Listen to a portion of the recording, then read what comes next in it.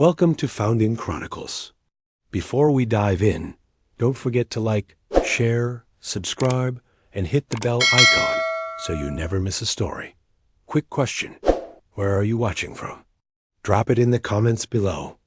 Now, let's uncover a dark chapter in history.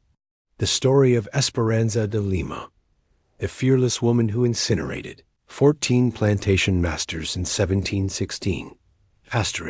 The sun rose slowly over the sweltering plantations of early 18th century Lima, casting long, harsh shadows across the fields. The air was thick with smoke from distant cooking fires, and the faint, sweet smell of ripening sugarcane mingled with the acrid stench of labor and oppression. It was a world built on the suffering of the enslaved, a world where wealth and power were measured by the number of lives one could command. Among the endless rows of sugarcane and the towering, oppressive manor houses, a woman moved quietly, unnoticed, yet burning with a fire far stronger than any coal in the furnaces that stoked the plantation kitchens. Her name was Esperanza de Lima. Esperanza had grown up in the shadow of cruelty. She was born into bondage, the child of a mother whose hands were scarred from toil and a father who had never known freedom. From her earliest memories, Esperanza's life was defined by the brutality of those who claimed dominion over her. Plantation owners, men with cold eyes and harsher hearts, saw her not as a human being, but as property, something to be ordered around, exploited, and punished at whim. Yet beneath her submissive exterior, a quiet storm raged. Every insult, every lash, every moment of humiliation planted seeds of anger in her heart. It was an anger that grew with every passing year, nurtured by the stories her mother whispered in the dark, tales of ancestors who had resisted, who had fought, who had refused to bow to injustice. Esperanza learned quickly. She learned to move silently through the kitchens and corridors, to anticipate the whims of those who wielded chains and crops with equal cruelty. She learned to hide her fury, wearing the mask of obedience while her mind plotted and planned. The other enslaved people looked to her with a mixture of awe and fear. There was something in the way she carried herself, a certain fire in her gaze. It spoke of courage they had never dared to voice. And yet, for all her inner strength, Esperanza had learned the bitter truth that the world would not change for her alone. Any act of defiance would demand a price one she would be willing to pay, no matter the cost. By 1716, Esperanza had seen enough to know that subtle resistance was meaningless. Punishments were relentless. The master's greed was insatiable. The plantation owners she served, 14, men of varying wealth and influence, had long since grown reckless in their cruelty. They boasted openly of their ability to command life and death, to break spirits with nothing more than a whip or a harsh word. In the eyes of those enslaved, they were gods of fire and smoke, lords of suffering. But in Esperanza's eyes, they were vulnerable, blind to the strength of those they oppressed. She observed them daily, noting routines, habits, and weaknesses, until she knew each man as intimately as one might know a familiar landscape, its hills, its rivers, the hidden paths no one else dared to tread. It began with small acts. A pot left to boil too long, a coal shifted to smolder quietly in the corner, a door left ajar to allow a rush of smoke into an unsuspecting room. Each act was measured, careful, seemingly accidental, yet deliberate in its intent. Esperanza's mind was a meticulous machine, and each calculation moved her closer to a plan she had nurtured in silence for years. The enslaved around her whispered in awe, speaking in hushed tones about the courage they sensed, but did not yet see enacted. Some feared her brilliance. Others revered it. Esperanza's plan, however, was no spontaneous rebellion.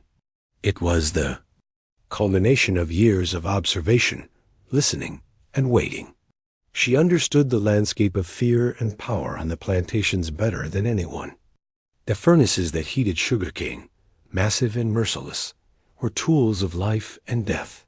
They consumed fuel, fire, and flesh with impartial ferocity.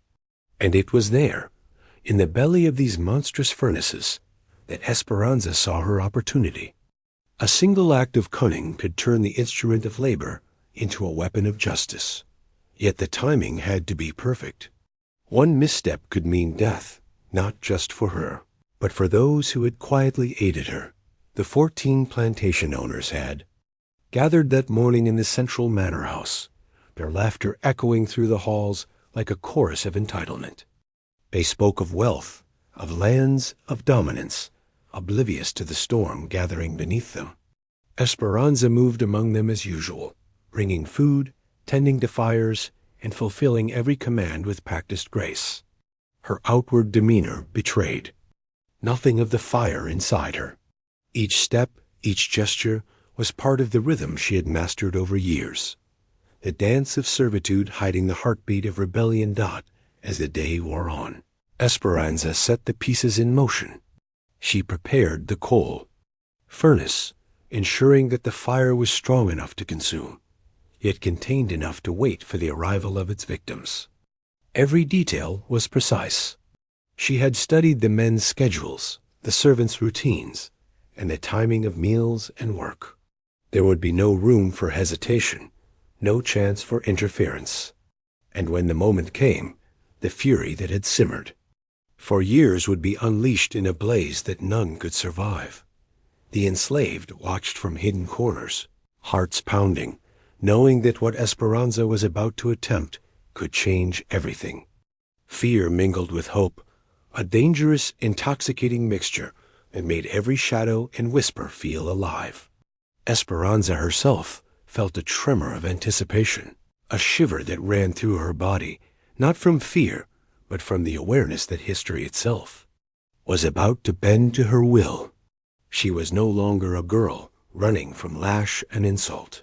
She was a force, precise and terrifying, ready to strike at a moment that had been waiting for years to arrive.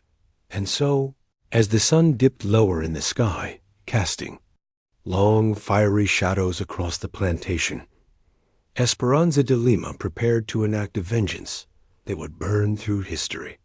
The 14 men, arrogant and unknowing, continued in their ignorance. In the kitchens and corridors, the air grew thick with the promise of fire. Esperanza's eyes, dark and unwavering, reflected not the light of the flames yet to come, but the history of cruelty that had forged her resolve. This was the hour when suffering would meet retribution, and when the oppressed would finally see that courage, when tempered in silence, could ignite a fury stronger than any chain, whip, or furnace. The evening fell over the plantation with a heavy, suffocating heat, pressing down on the fields and the grand manor house alike.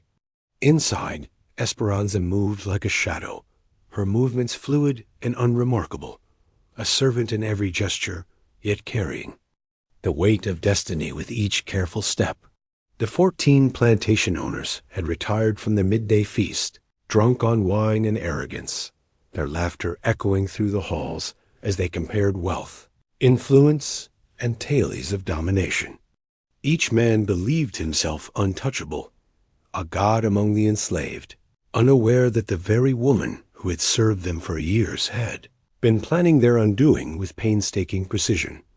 Esperanza paused for a moment in the kitchen, her fingers brushing over the smooth iron handles of the pots and pans, the metal still warm from cooking fires.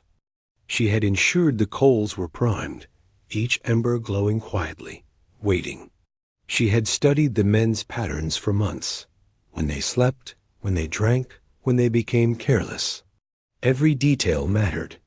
Her heart beat steadily, but beneath the calm surface, a fierce storm of resolve churned.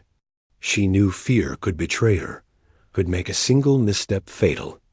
And yet there was no fear left, only a focus honed sharp by years of oppression, by years of seeing the innocent crushed under the weight of cruelty. and by the knowledge that justice demanded a reckoning. As night approached, the first signs of unrest stirred among the enslaved. Quiet whispers in dark corners, fleeting glances toward the manor, the tension thick and almost tangible. Esperanza walked among them, her eyes meeting theirs briefly, a silent assurance passing between them. What is about to happen will change everything. They did not know exactly what she planned, but they trusted her instinct, her wisdom born from survival and pain. She had been a guide, a beacon in their lives of endless toil, and now she would lead them into history itself.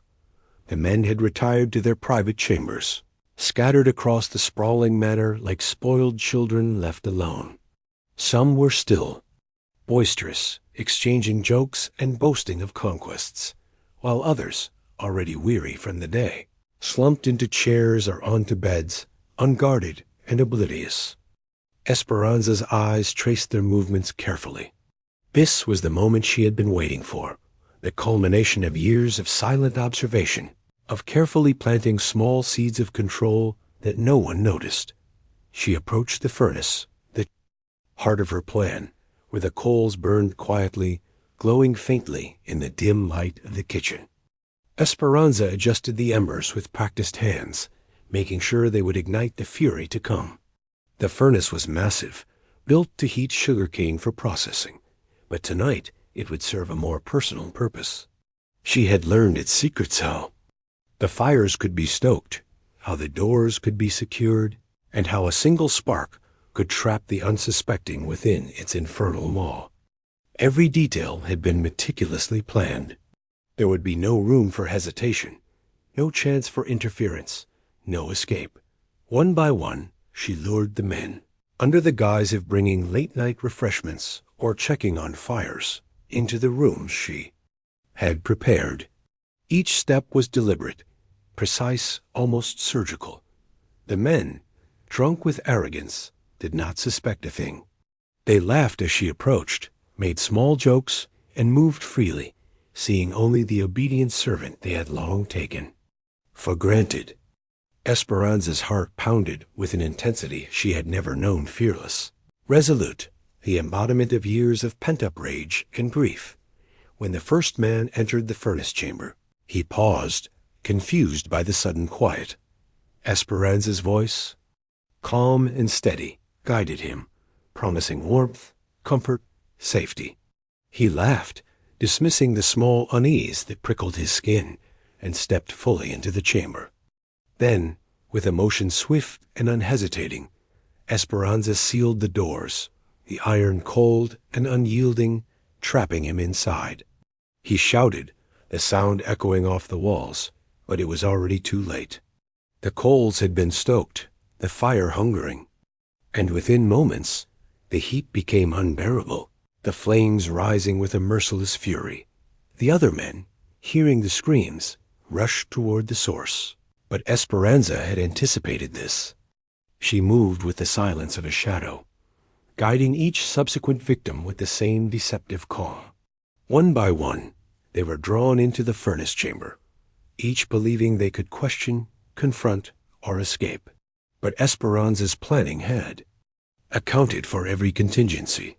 The doors were locked, the coals stoked, the heat growing with each passing second. Panic erupted among them, but there was no mercy, no escape, no negotiation. The fire claimed them all, consuming flesh and pride, alike leaving nothing but the harsh, smoky remnants of the Plantation Masters' arrogance.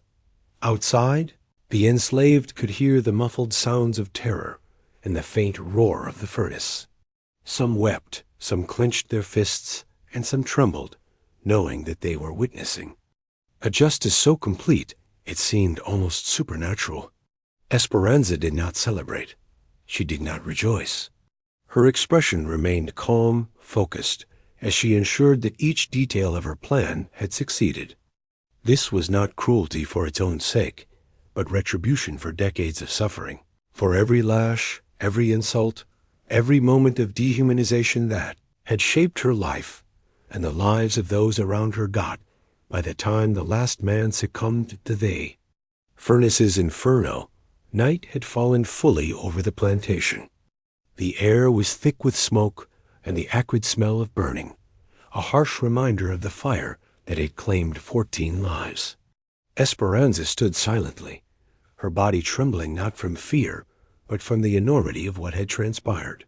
She had acted, and in doing so, had turned the tables on a system designed to crush her spirit. History, she knew, would remember this night, not as an act of mindless vengeance, but as a calculated, fearless assertion of justice by a woman who had endured. More than any single person should doubt in the days that followed, the plantation was in chaos. Word of the incident spread quickly, carried by whispers, rumors, and the terrified conversations of surviving overseers and neighboring planters. Some spoke in horror, others in awe, and the enslaved whispered with a mixture of fear and reverence. Esperanza had achieved the impossible. She had struck fear into the hearts of those who had thought themselves untouchable, demonstrating that courage, when tempered with patience and planning, could topple even the most entrenched power. And yet, for all the triumph, Esperanza understood that her life would never return to what it had been. She had become a symbol, a target, a legend in the making. But she did not falter. She had acted not for glory, but for justice. And as she moved quietly among her fellow enslaved, offering silent reassurance and shared understanding, she knew that she had ignited more than a furnace. She had ignited a spark of hope, a fire that could never be extinguished. The morning after the inferno, the plantation lay in a silence, so profound it felt almost unnatural. Smoke still curled from the charred remains of the furnace, carrying the bitter scent of fire, flesh, and iron through the oppressive Lima air. The sun rose weakly, filtered through a haze that seemed to hang over the fields like a heavy curtain of judgment. For the enslaved who remained, the world had shifted in a single night. The pillars of fear and control had been broken, and in their place burned a new, fragile hope. Yet this hope was accompanied by unease, for they knew that vengeance, once enacted, often called forth more blood, more terror, more cruelty. In return, Ecranz moved among them, silent, watchful, her face calm but her heart heavy. She had carried out an act that would echo through the plantation, through the city, and perhaps through history itself. 14 men, all powerful, all feared, now lay dead. The reality of what she had done began to press upon her, not with the weight of fear for her own life alone, but with the knowledge that the balance of power had shifted in ways she could not fully control. She had given her people courage, yes, but she had also exposed them to the fury of the wider world, to retaliation that could consume them in turn. Word of the massacre spread quickly. Travelers, merchants, and neighboring plantation owners whispered of the inferno, their voices trembling with disbelief and dread. The story reached officials, clergy, and governors, each reacting with a mixture of horror and fascination. To many, the event was unthinkable. How could a single woman, a servant, in every sense of the cruel system that bound her, orchestrate such destruction? How could she overturn centuries of oppression in the span of a single night? Yet for those who had lived under the lash of slavery, the event was both terrifying and inspiring. Esperanza had reminded them that the human spirit, even when chained, could strike back with precision and power. The surviving overseers of the plantation were paralyzed. They had long relied on the fear of punishment to maintain control, but that fear now seemed impotent. They spoke in hushed tones about the fire, about the death of their masters, about the audacity and cunning of the woman who had achieved the impossible. Some plotted to track her down, to punish her for the act that defied both law and expectation. Others, quietly, admired her courage, though few would admit it aloud. For Esperanza, this mixture of fear, reverence, and hatred was expected, and she navigated it with the same careful calculation that had guided her. through the planning of the massacre. Among the enslaved, the response was complex. Joy mingled with terror. Relief interlaced with the gnawing fear of reprisal. Parents whispered to their children about Esperanza, telling stories of her courage while warning them about the dangers of rebellion. Elders spoke of her with awe, comparing her to distant ancestors who had resisted in ways that history scarcely recorded. And through it all, Esperanza remained a figure of quiet authority, guiding, protecting, and ensuring that the newfound courage did not dissolve into reckless action that could destroy them all. For Esperanza herself, the nights that followed were restless. Sleep came fitfully, haunted by visions of flames, screams, and the faces of the men she had burned. Yet in her dreams, alongside the horror, there was a profound sense of righteousness. She had struck not out of hatred alone, but out of justice, giving her people a taste of freedom from fear, if only for a fleeting moment.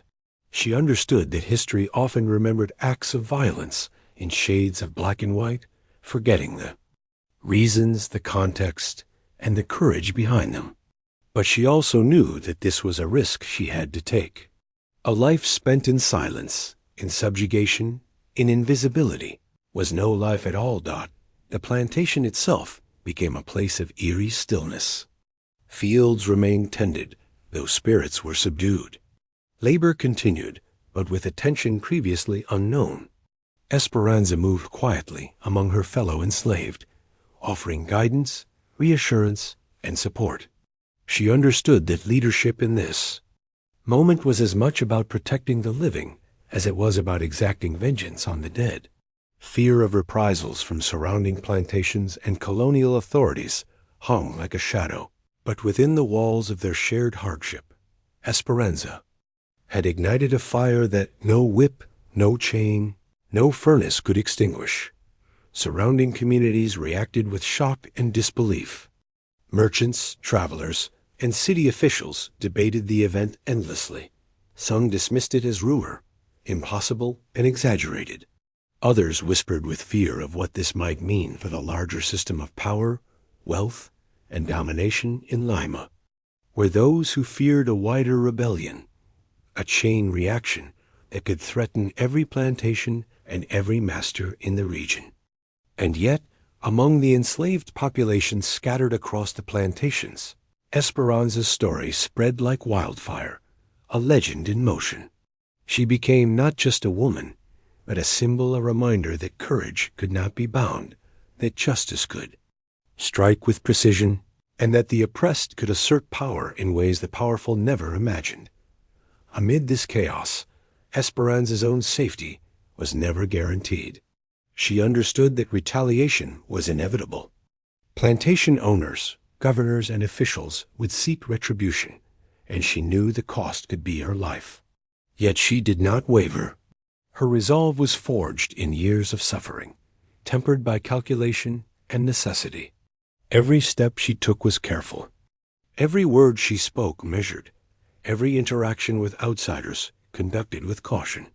And still, she moved among the enslaved, quietly offering protection, advice, and hope, embodying a rare blend of fearlessness and wisdom that inspired everyone.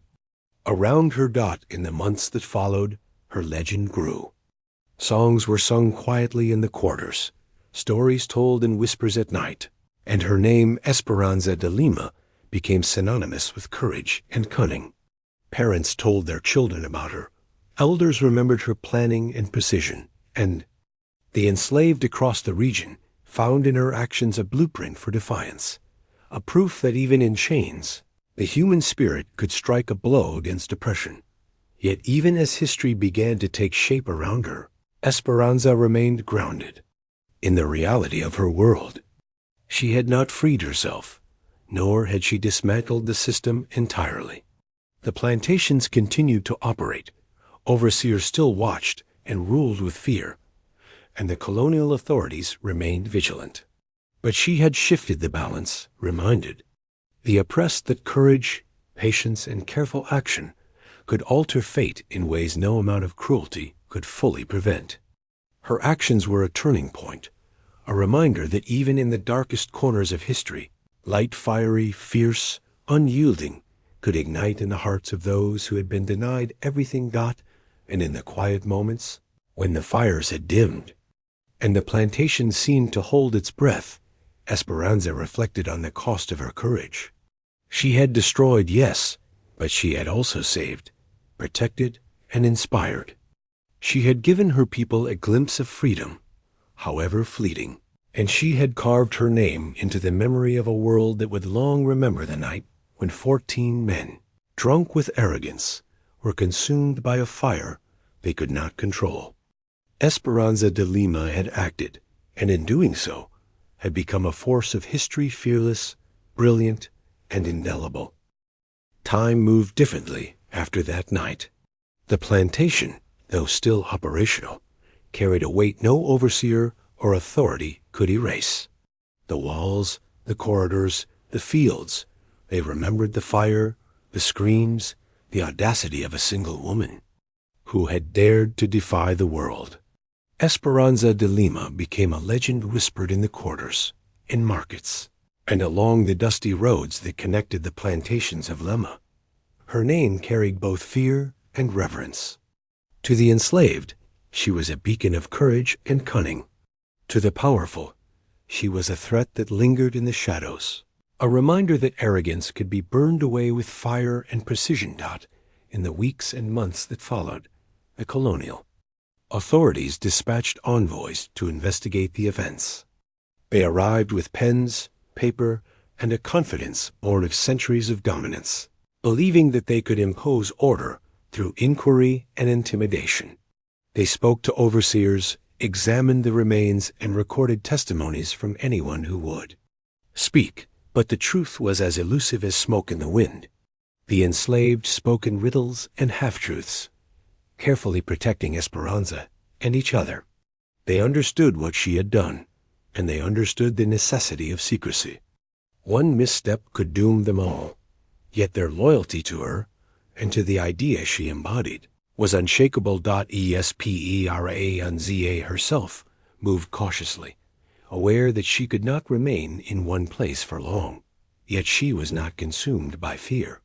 Her mind was sharp, focused, always anticipating the next move, the next challenge. She knew that survival required more than courage. It required strategy, patience, and the ability to read the world like a map of possibilities.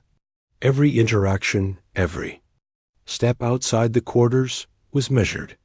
She had become a master, not only of fire, but of subtlety, bending the world to her will without, exposing herself to the danger that now lurked in every glance from a master or official. Stories of her act spread beyond the plantation, carried by travelers, merchants, and even some sympathetic locals who admired courage despite the cost.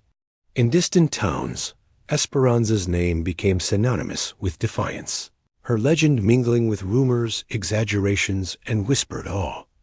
Some spoke of her as a specter, a woman who could appear and vanish with the precision of a shadow. Others told it as a tale of divine retribution, of a single act of justice that leveled the arrogance of men who had thought themselves untouchable. Regardless of the telling, the essence remained. A woman had risen against oppression and had changed the narrative of power, if only for a moment. Life among the enslaved continued, though forever altered. There was a quiet sense of empowerment, a recognition that fear could be challenged. Esperanza became a leader not through title or command, but through example, through the courage she had displayed and the wisdom with which she navigated the perilous aftermath. She taught patience as fiercely as she had taught bravery, knowing that impulsive defiance could destroy everything she had fought to protect. The enslaved began to whisper her strategies in the dark, sharing knowledge in secret, ensuring that her lessons extended beyond a single act of vengeance into a broader understanding of resilience and cunning. The plantation owners of the surrounding region were never the same. Even those untouched by Esperanza's fire lived with the knowledge that control was not absolute. That arrogance could be punished in ways they could not anticipate. Fear, once a tool to command obedience, now carried the weight of uncertainty. Officials became cautious, overseers more hesitant, and conversations about power and cruelty were tempered by the memory of the night when 14 men, drunk on entitlement, were reduced to ash. The balance of authority had shifted subtly but irrevocably, and Esperanza's influence extended far beyond the physical boundaries of her home. For Esperanza herself, the passage of years wrought reflection. She had acted not for glory, but for justice, and in doing so, had given voice to centuries of silenced suffering.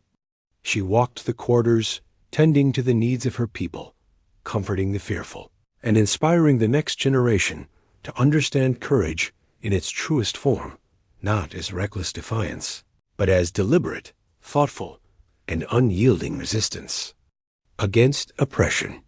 The memory of the furnace remained vivid in her mind, a reminder of both the cost of action and the power of calculated justice. Historians, generations later, would struggle to record her story accurately. Some would treat it as myth, others as morality tale, and still others as warning. Yet for those who lived in the shadow of her deeds, the truth was undeniable. Esperanza de Lima had struck a blow that transcended fear and brutality. She had claimed agency in a world that sought to deny it, had forced the powerful to reckon with the consequences of cruelty, and had instilled hope in hearts that had long been silenced. Her story was a testament to the strength of the human spirit, the necessity of courage, and the relentless pursuit of justice, even when the odds seemed insurmountable. And so, the legacy of Esperanza de Lima endured not only in whispers and shadows, but in the enduring lesson that one person's courage can ignite change that echoes far beyond their own life. The plantations of Lima continued their work, but the stories of that fateful night lived on, teaching future generations that oppression could be challenged, that fear could be overcome, and that justice, when carried with precision and courage, could leave an indelible mark on history. Even as centuries passed, the name Esperanza de Lima continued to inspire. Songs, stories, and quiet retellings ensured that the memory of her courage was preserved. She became more than a woman. She became a symbol of resistance, a figure whose actions reminded the oppressed that courage could not be extinguished by chains, fire, or fear. Through her, the generations learned that history is not only made by the powerful, but also by those who dare to defy them with intelligence, bravery, and an unwavering sense of justice. The fire she had ignited in 1716 did more than consume 14 men. It ignited the imagination, the courage, and the hope of countless souls. And in that enduring blaze, the story of Esperanza de Lima, the fearless woman who defied a cruel system and refused to bow, would burn forever in the memory of those who knew the weight of oppression and the power of resistance.